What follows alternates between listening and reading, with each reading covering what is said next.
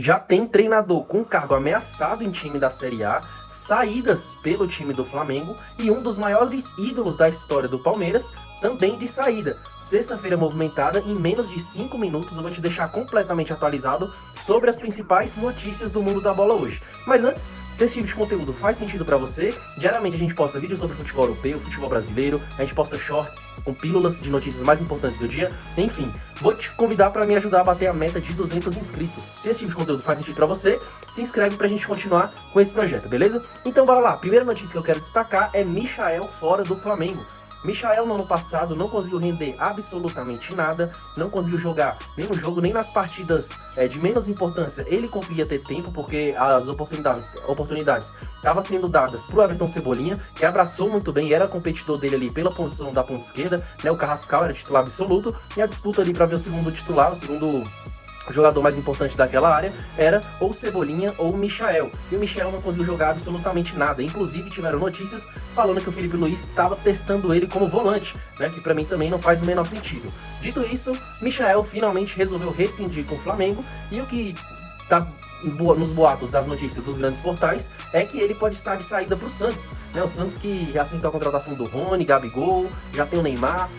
Pode ter a chegada do Michael. É um ataque que pra mim não é muito confiável, mas vamos ver o que o Santos vai fazer nessa janela de transferências. A segunda notícia também envolve o Flamengo. Luiz Araújo está sendo sondado por equipes do México. O Cruz Azul tá de olho no Luiz Araújo, e o Luiz Araújo ele é um jogador que sempre que entra corresponde. Então ele tá bem valorizado, e os times mexicanos eles têm bala na agulha. Eles têm grana para poder tirar um jogador que não é titular do time do Flamengo e que provavelmente pode perder ainda mais espaço com a chegada do Paquetá. O Paquetá provavelmente vai atuar ali pelo lado que o Luiz Araújo gosta de jogar. Então, essa saída, inclusive na notícia que eu olhei, os empresários não descartam a saída do Luiz Araújo. A terceira notícia, eu quero falar sobre Tite.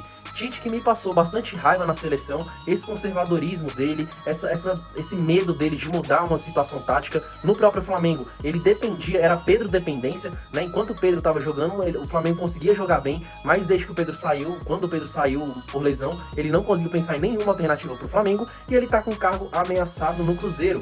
Depois da derrota no Clássico, né, contra o Galo, de virada inclusive, e da lapada seca que tomou jogando contra o Botafogo, o Tite tá com o cargo ameaçado. Eu sei que ainda é muito cedo para falar sobre demissão, mas é uma situação para ficar de olho, né? O Tite, aparentemente, ele tá desempenhando um pouco abaixo nos últimos trabalhos dele, né? Flamengo, aí a comissão técnica dele foi comandar o Santos no ano passado, também não vingou.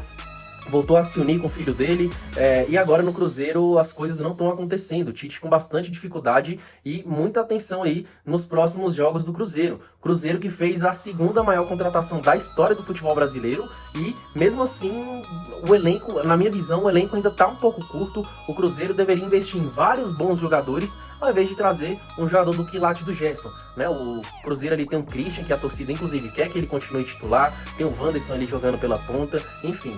Vamos ver os próximos capítulos do Cruzeiro, porque pode ser que se acenda uma panela de pressão e que exploda a qualquer momento, né? Então bora ficar de olho. A última notícia é um dos maiores ídolos da história do Palmeiras sendo negociado. Palmeiras vendeu, na verdade emprestou Rafael Veiga, até curioso assim, esse empréstimo, porque Rafael Veiga já tem idade avançada, tem mais de 30 anos, e geralmente um time empresta jogadores com idades menos avançadas, jogadores jovens para se desenvolver, mas aparentemente o salário dele deve ser muito alto, e o Palmeiras, como viu que ele não ia render, né, não ia ser o titular da equipe, não faz sentido pagar mais de R$1 milhão de salário para um jogador que é reserva, mesmo que seja um dos grandes ídolos. O Palmeiras, ele tem esse tato, que na minha opinião é muito bom, de se livrar de jogadores que foram ídolos, mas não estão conseguindo render como a torcida espera, como rendeu em outro momento, né? O exemplo disso foi o Everton, que foi pro Grêmio, os braços dele são muito curtos, e aí o Grêmio tá sentindo agora o drama, né, de um goleiro que é muito instável como o Everton, sofre gol e já vai reclamar.